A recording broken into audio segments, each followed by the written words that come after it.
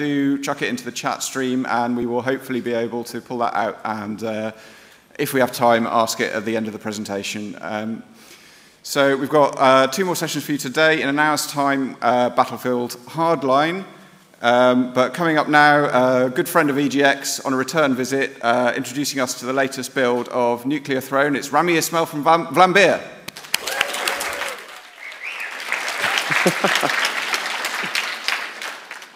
Hi there. I was just thinking about your intro, and like the vocabulary we have nowadays is kind of amazing. Like we say things like Twitch and chat stream, and that makes total sense to us. It's kind of amazing. Hi, my name is Rami Ismail. I'm one half of Dutch independent studio Vlambeer. We are best known for our work on games like Super Crate Box, Ridiculous Fishing, which is the most realistic fishing simulator ever made, Luftrausers, which is the most realistic airplane simulator ever made, and Nuclear Throne, which is the most realistic post-apocalyptic mutant simulator that was ever made. For those of you that have played Nuclear Throne, because Nuclear Throne is available in early access, you can buy it right now during the stream if you want to, during this presentation if you want to. If any of you are using your computer during this presentation, I would expect you to be buying Nuclear Throne, in which case that's totally fine. But Nuclear Throne is available in early access, so I'm going to guess that a lot of you have already played it in some form or shape. We have been working on it for the past 44 weeks. And we've been working on it before that. Actually, last year when we were here, we announced the name change. It was called Wasteland Kings originally, and it was created during a game jam, just a 2-day game jam organized by Mojang, which is now no longer not a thing, apparently. We made that game in 2 days, and we called it Wasteland Kings. Then Brian Fargo sent us an email that, you know, Wasteland Kings and Wasteland 2 sounded really similar, and that we should probably change the name. It was a really polite email, so we went like, sure, we'll come up with a new name. And then we hated ourselves for 3 weeks as we tried to come up with a new name. And then last year we announced that it would be Nuclear Throne. And since then we've been working really hard. We live stream development every Tuesday, every Thursday. You can just watch us make the game. Then every single Saturday, except for last Saturday, we update the game. We didn't update last Saturday because I was in South Africa, and it turns out that the South African internet connection that I had wasn't quite as capable of uploading games as I thought. But one of the core elements of Nuclear Throne is randomness. It is the generation of the levels, the way you get mutations, the way you go through the game. It's a game about dealing with the cards you get dealt. And very often, those cards are really, really mean. But I do want to tell you a bit about randomness, about why it's fun, the things that we've been finding while developing Nuclear Throne that were fun about random, and then just talk a bit about Nuclear Throne and our future plans. At the end, Yukio, our musician, has a little surprise that he wants to play, so I'll do that. But for now, that was a short introduction to Nuclear Throne. For those of you who don't know it, that are watching on Twitch or wherever on the internet, here's a short trailer to introduce what the game is.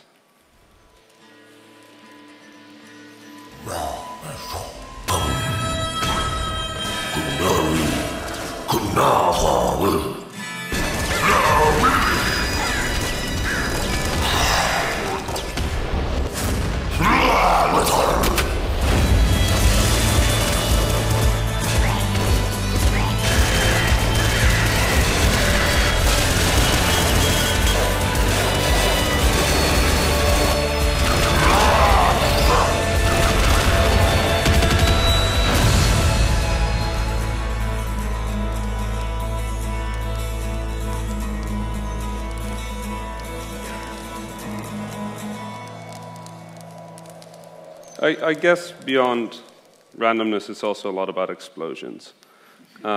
We like explosions. Even when we make a fishing game, we add explosions. It's a problem. Not really.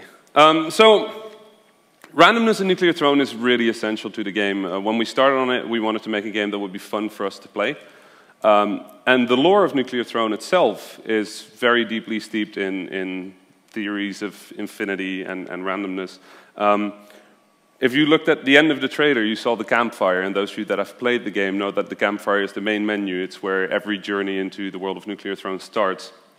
And we have this theory within Vlambeer that every time you die, you return to the campfire, and it's the exact same situation as it was before. It's just an identical universe separately, in which things might be different, in which the world is different, in which the things you're going to encounter is different. So the lore goes all the way, the randomness goes all the way back to the lore, where every time you restart playing, you're playing the same situation in a different universe.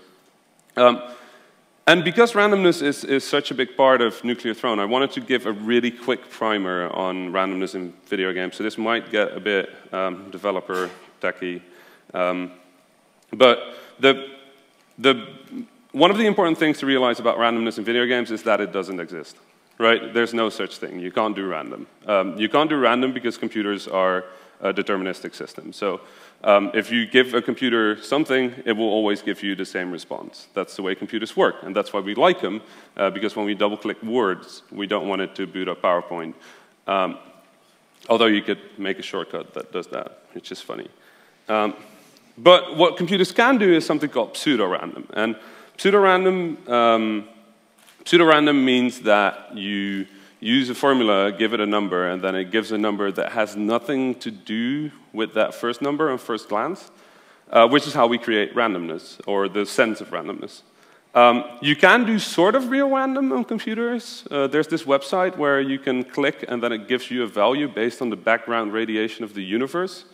They have sensors aimed at like the far-flung like edges of the universe, and then they give you a number based on that, which is kind of real random. But it's still, in a way, not really, because you get an input, and the result of that input, the background radiation, is always the same number. It's just that there's never a situation in which those background radiation is going to be the same, right? So for those of you who like math, with an A, because I know my accent is confusing sometimes, this is an example of a really, really simple thing that gives, a really simple formula that gives numbers. If you look at the numbers, it doesn't really seem like they have anything to do with each other. But if I use random, I would always get that exact sequence if that is how I define random in my game. So I would always get 1, and then I get 7, and then I get 5, and then I get 2. And you can use those numbers for all sorts of things. In our case, and this slide is sort of broken because I had to switch a computer in the last moment. In Nuclear Throne, we generate levels using something called walkers. And it's this thing that we came up with because we didn't have time to do it more properly during a game jam. So every level generation starts with the character. Now from that character, we create something that basically creates tiles. So it starts with walls everywhere, and then we sort of like carve out the level. And we use little workers, almost, that basically go through the level and carve out walls. Depending on the random number we get back, those walkers can go straight ahead, they can go left, they can go right, or they can do a 180-degree turn and then walk backwards. So that's a really simple system that we can use to create levels that are random, because every time we'll give the system a number, and then the system creates a level based on that. And then we went and looked like, how do we make this interesting? So what we do, every time the worker, does a 180-degree turn, we leave an item there. The reason we do that is that means that whenever there's a dead end, there's likely going to be something interesting at the end of it. And the chances that it goes left and right, straight ahead, or does a 180-degree turn is different per world. So in the desert, it's quite possible that you run into a 180-degree turn, while in the scrapyard, that is actually not a thing that happens. Which means that the scrapyard creates levels that are a bit more windy, a bit more like a tunnel, while the desert creates all sorts of like very natural but strange formations. Then on top of that, we give the workers the ability to create a room, which is like a 2x2 room or a 3x3 room. In the desert, there's a chance that you'll get a 2x2 room. In the scrapyard, there's a like 10 or 11% chance that it will create a 3x3 room. So that creates, in the scrapyard, world 3 of the game, it creates a really interesting situation where you walk through like long corridors because there's no 180 degree, but also gives you really cool rooms that you can have little fights in. Changing those chances just completely changes the way the world works. If we change a single number in that generation, everything you know about the feel of those levels is immediately invalid, because the feel of the world changes with just a single number. For some worlds, we have more workers, so we'll just create 5 workers at the beginning, which creates more dense levels at the center, and then usually less dense levels on the outside. We then, when we're done with the level, we start dropping in enemies, and sometimes instead of enemies, we'll drop in like an explosive barrel, and then spawn enemies around that, because people love blowing up explosive barrels with enemies around them. And when one of those workers dies, because they have sort of a lifespan, we leave something really cool. We leave like a canister, we leave a chest, we leave something super interesting for the players to go to. And they die after a certain amount of time, but that time becomes lower if there are more workers. So we don't get like super long sprawling levels, we get those nice little compact like battles that you're used to from Nuclear Throne. It also means that usually, and not always, this is one of the cool things about random, is we can't really predict that. Usually it means the cool stuff will be further away from the player. So it's a very, very simple system that we're using. It's not that complex. If you look at the way we generate levels in Nuclear Throne, these were supposed to be 3 animated GIFs that don't play on Mac that show you how that walker works. I might find them in like a few seconds. So we have a formula, and it gives us left, right, 180 degrees, or backwards. That's all it does. It gives us 4 options, and then we just follow those. Now, if we would always start with the same number at the start of Nuclear Throne, you would always get the exact same level.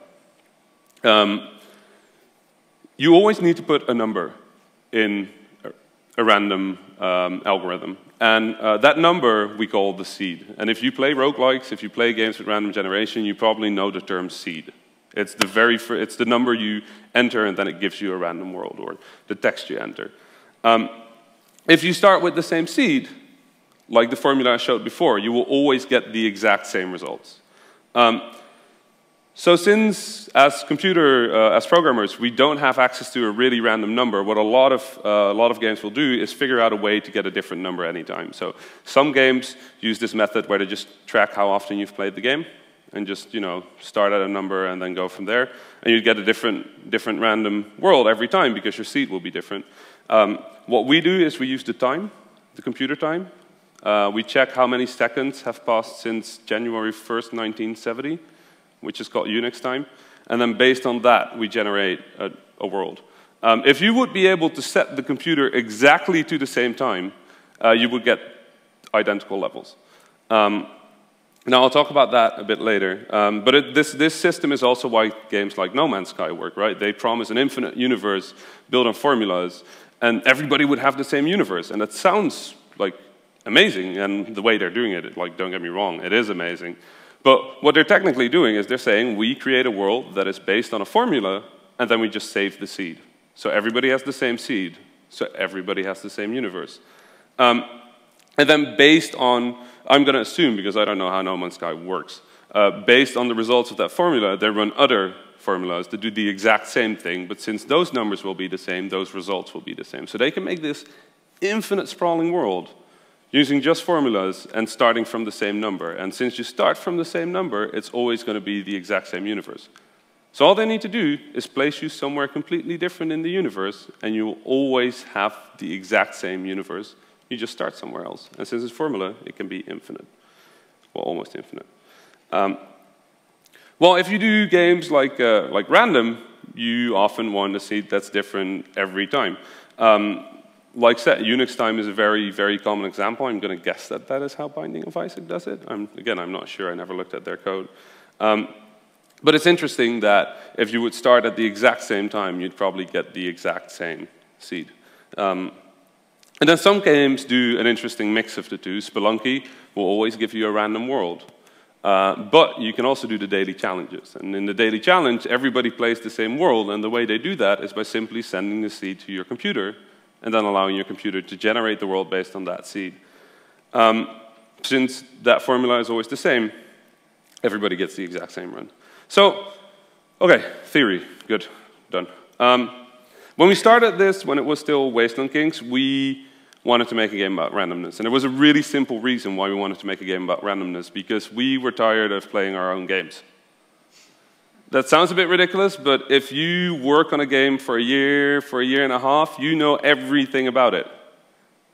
And you've kind of become the only person in the world that really can't play your own game anymore.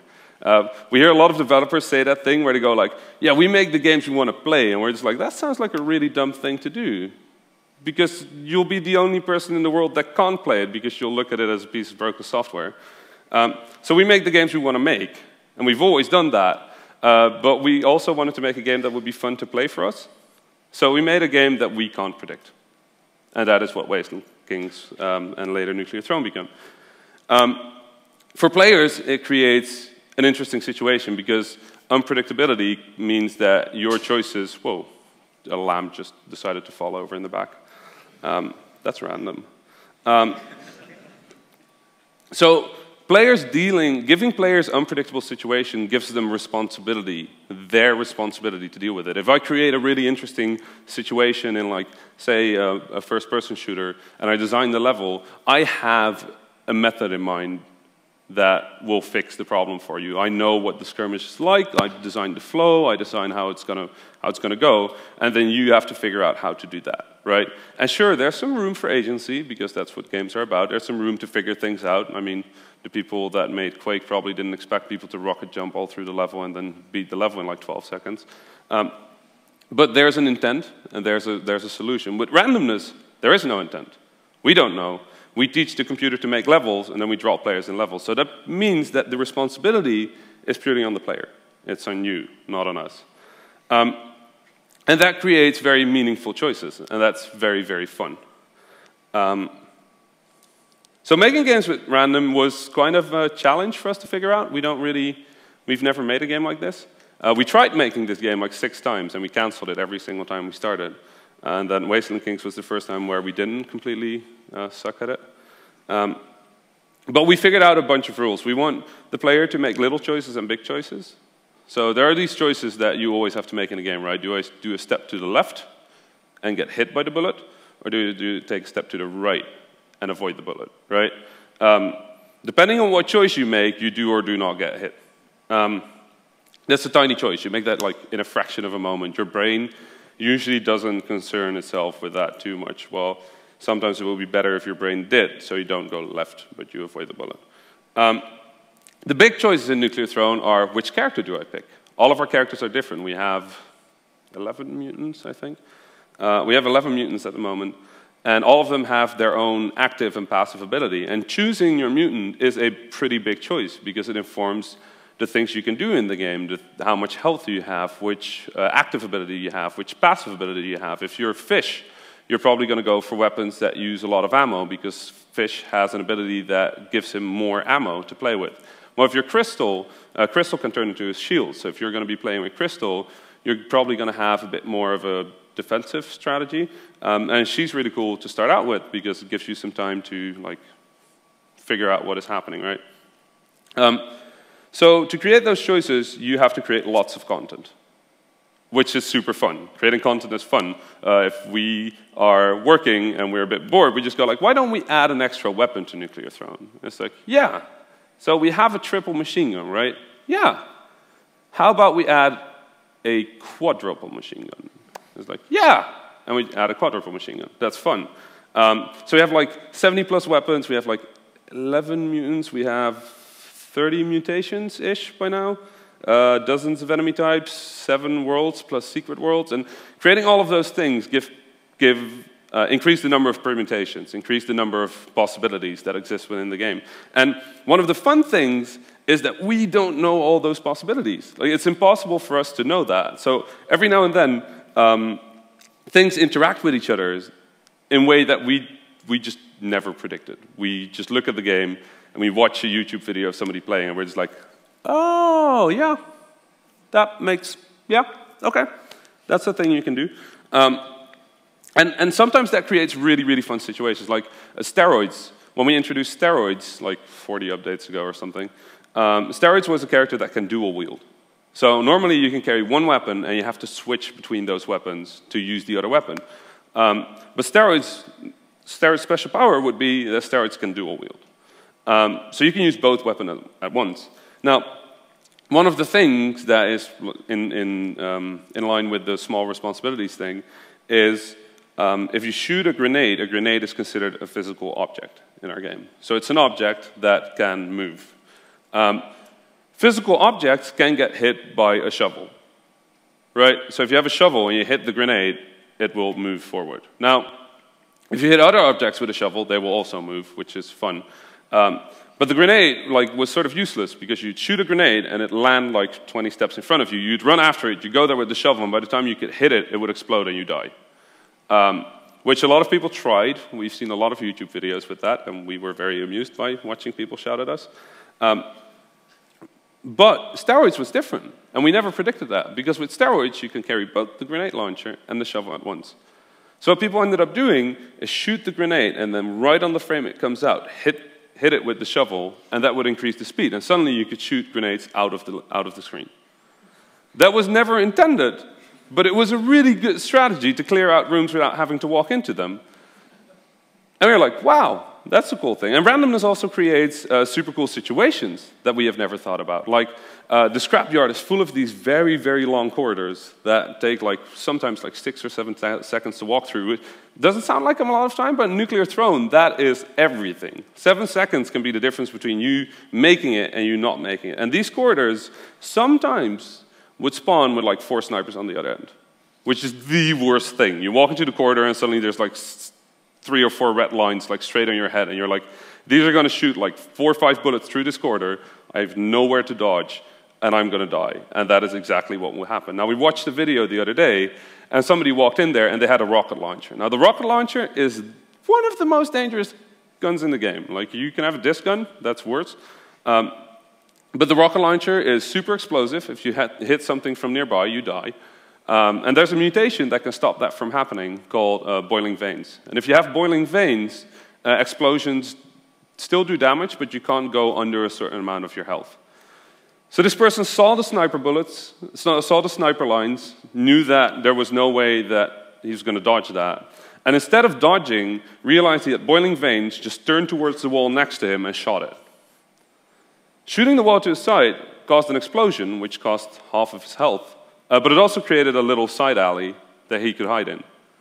So he ran into the side alley, all the bullets went straight past him, he ran out and killed the snipers. Now, that is also not something we designed. That is something that you could have in a well-designed game. A well-designed game would have something like that, where you can dive in the last moment, you can dive into this. We didn't design that. That is something that is completely up to the player. This is nothing, we had nothing to do with that, except for create the algorithms that would eventually create that. And for us, that is super exciting to see moments like that where we're like, wow, if we made this game, we would have done that. That would have been awesome. And then it just happens. Every now and then something happens that surprises me. I walk into a room, there's 3 snipers on the other end, and then I'm like, well, I'm just going to go that way. And at that moment, the interdimensional police department spawns behind me, and I'm like, oh, fuck, okay, let's go that way. That keeps happening as well. And minor variations create such a nice difference. You have the slugger, which is the shotgun, shoots one very thick, very powerful bullet. But then we also have we have an auto slugger, which shoots multiple of those, and that's it. It shoots more. That's it. That's all it does. It's sure. But then you look at how people play with it, and shooting the slugger is a very useful way of creating high damage on an enemy.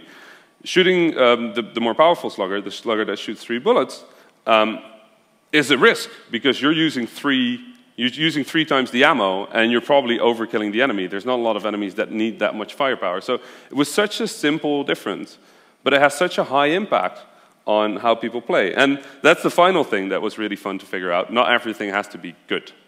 One of the funnest things about randomness is we can just go well, sorry, that's a shitty weapon, deal with it. So we have a whole bunch of weapons that are absolutely useless. I will honestly admit that we've had meetings about what kind of useless stuff we can add to the game.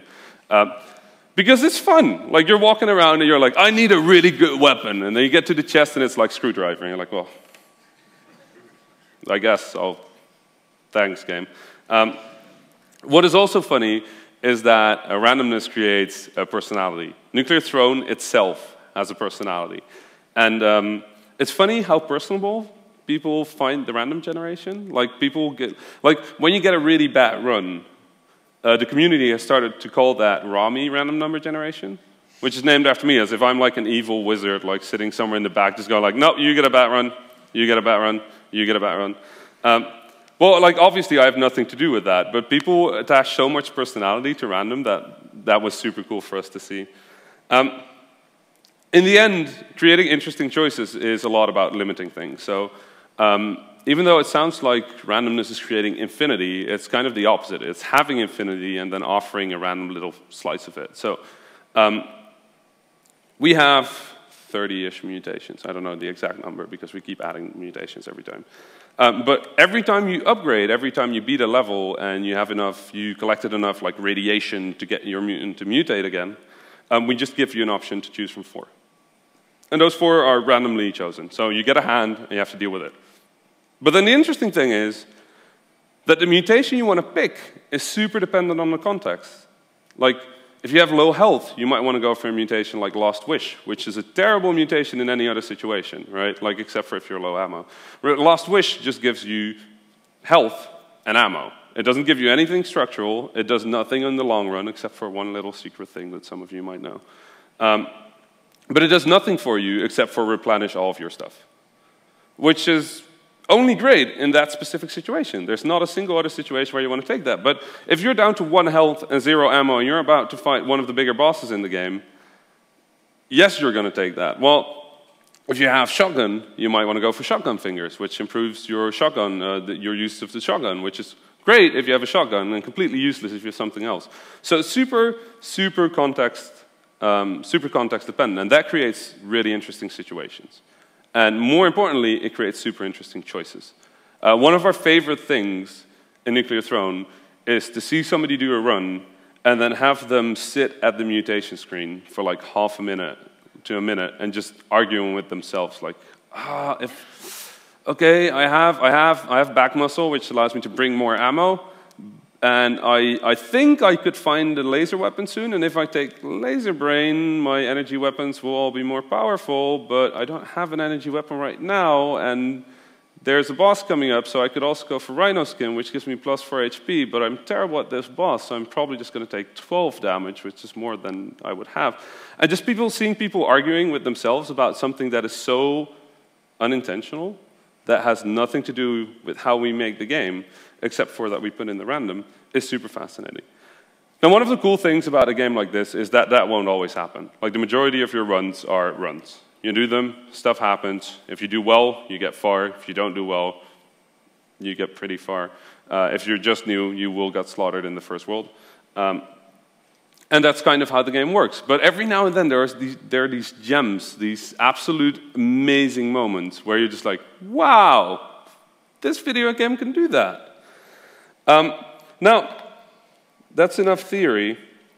I'm going to play one round of the game and see if I can spot some interesting moments to point out. Now, I do want to warn you, this is random. So I have no idea whether anything interesting will happen. Chances are that it won't. But we're going to see what it does. I guess I don't know. Also, playing Nuclear Throne with this mouse on this, we'll see what happens. Nuclear Throne. You double-click the thing and then it works, right? Isn't that how it works? I don't want to. Hello? Yeah? Yeah, connect to Steam. You can do it.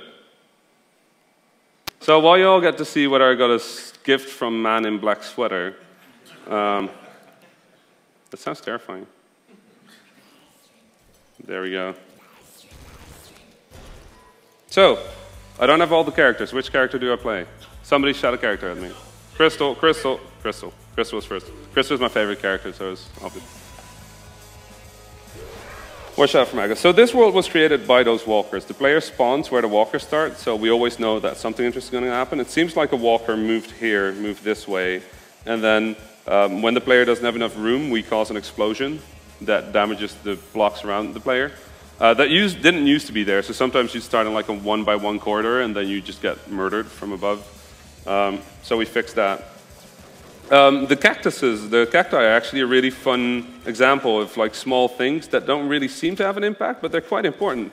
This cactus here takes 1 damage and then it dies. Which doesn't sound important, but in a firefight, that can be the difference between you living and you dying. And it's like little random moments like those that we find interesting. So we put a lot of that sort of stuff in the game. As soon as you kill everything, you go into the portal, you go to the next level. I didn't upgrade yet. Okay, let's go. So I have a crossbow, which is a bolt weapon, which is nice because it pierces through things. Let me not die here, please. Oh my god, this mouse, not enough space. Okay, pistol. Oh.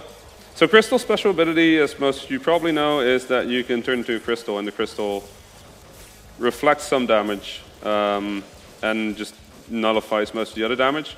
Oh, hell, ammo. So other interesting thing is, for example, ammo boxes give you either the ammo of the weapon that is your primary right now, or the ammo that is your for your secondary weapon. So at this point I'm carrying a pistol which uses bullets, and a crossbow which uses bolts. So I will always get one of those 2 ammo types unless I take a very, very specific crate. I'm going to use this shotgun. Those things are jerks. They're scorpions. Some people call them cats, and I'm not quite sure why people call them cats, because I don't know what kind of cats they have, but they must live in a different part of the world where they have very strange cats. I know. Well, okay. So, Gamma Guts is super cool. If you walk into an enemy, the enemy takes damage. If the enemy would give you damage by touching it, you still take that damage. Second Stomach, however, is really interesting because it gives you more HP from a medkit. So every time I grab a medkit, I'm going to get more HP, which is a super useful structural thing. Euphoria, I don't like Euphoria. Euphoria is a really good mutation, but with Crystal, it has its downside. Euphoria allows you, makes enemy bullets slower. But that means that when you turn into the shield to deflect bullets, those bullets don't travel as far because they disappear after a certain amount of time. So Euphoria actually works against Crystal, which is one of those really interesting moments. Impact Wrist is just cool. We love putting weird physics in our game, so if you kill things, they fly further away, but then they also impact other enemies. So if you shoot somebody with a shotgun and they fly backwards into another enemy, that other enemy also takes damage. Let's go for a really ridiculous run. So let's just run into a bunch of stuff. But not the scorpions. You die, you die, you die. So here you create an interesting situation because I now have something that I can do that I couldn't do before. And it's a super simple little thing. You don't take damage. But it has another benefit that I didn't talk about that we did. Give me one moment. There's a big bandit. Yeah, how about no? No? No? Good. This boss is the first boss of the game, and it's a very fun skill gate. In that the first time you play it, Big Bandit will absolutely murder you. Like I've very rarely seen people beat Big Bandit on the first try, and then it stays really hard to deal with for quite a lot of time. But if you learn how to beat it, it becomes really simple. So Gamma Guts is this mutation that has this really defined skill, right? It hurts enemies when you touch them. Now, this level is full of melee enemies, and here's the thing that we didn't expect. Normally, when a rat bites you, it continues to bite you. A rat can kill you in like a second. Uh-oh, assassin. Sorry. Assassins are the worst. So normally a rat can bite you and then just keep biting, and it will kill you. Now, Gamma Guts does something really interesting, because Gamma Guts damages an enemy who bites you. So when that happens, suddenly the rats aren't as much of a danger anymore, because they die. If they don't die, because they now have a mutation that kills things faster, if they don't die, they will run away because they got hit, which are separate things we programmed, and we didn't expect them to work together in that specific way, but they ended up doing that anyway. I wish I could continue this run, because there's a lot of stuff in Nuclear Throne beyond this point. But I kind of have to move on, because they're already standing there, so I'm going to quit this here.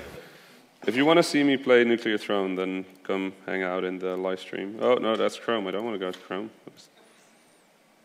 Okay. Wait. I did something wrong. Terrible mistakes were made.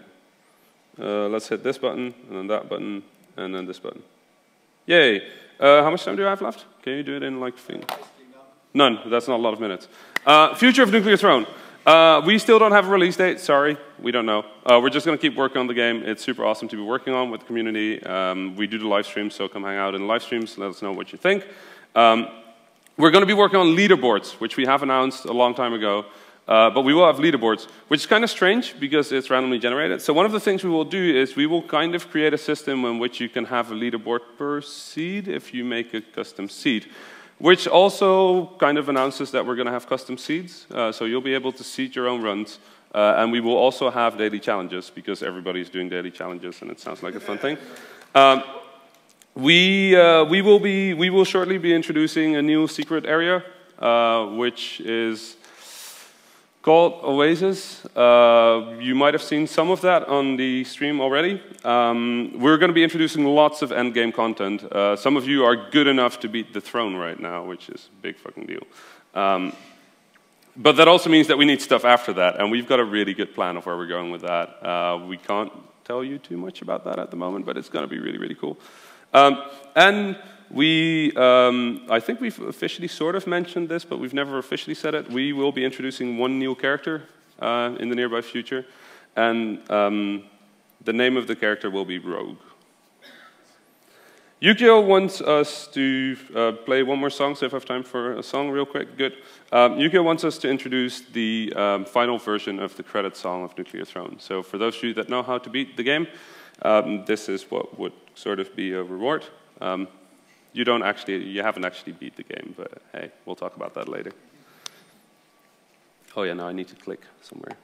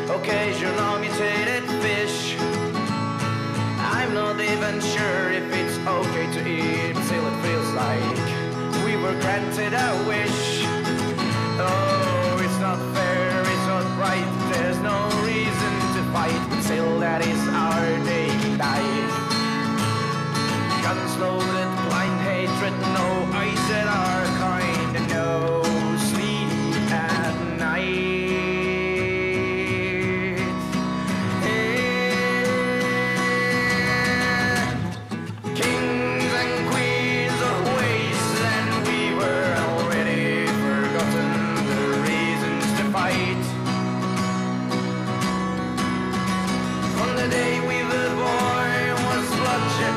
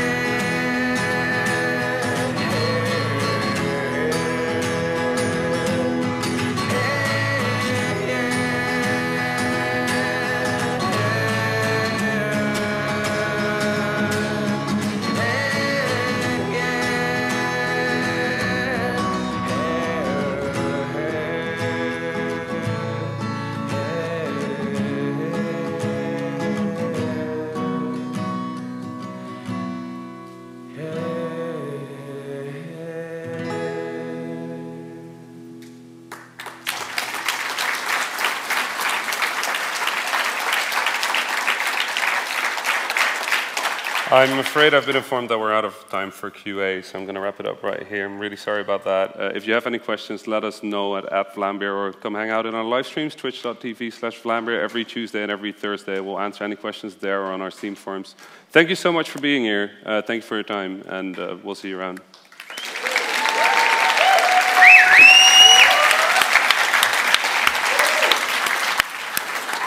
Thanks everyone for coming. Sorry that we ran out of time for Q&A, especially to those of you sending questions via Twitch. If you're here and you have a question for Rami, he's going to be on the Go 8-bit stage, which is near the entrance to the show, at 6 o'clock, so in just over 15 minutes. So you should be able to catch him down there. Thanks very much for coming, and stick around for Battlefield Hardline if you're watching on Twitch.